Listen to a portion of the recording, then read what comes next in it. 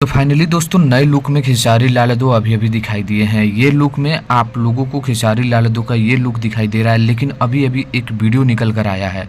क्या है इसकी पूरे मामला मैं आप लोगों को बताऊंगा इस वीडियो के बारे में, अंत तक बने रहिएगा। नमस्कार, मैं रविंद्र और आप लोग देख रहे हैं भोजपुरी स्टोर चैनल। खेसारी लाल यादव हमेशा एक नए रूप में आप लोगों के बीच दिखाई देते रहते हैं, क्योंकि नए तरीके काम भोजपुरी में कोई करता है तो वो खेसारी लाल यादव हैं।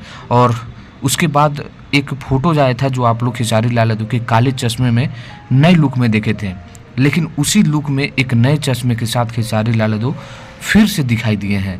यानी अब खेसारी लाल यादव का एक नया चश्मा आप लोग देख सकते हैं कि नए लुक में दिखाई दे रहा है, जो सोशल मीडिया पर अभी खूब वायरल हो रहा है। और ये वीडियो भी आप लोगों के बीच अभी निकल कर आया और देखने को मिल भी रहा है।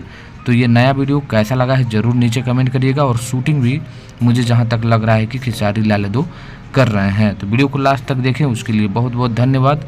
वीडियो को शेयर करिएगा।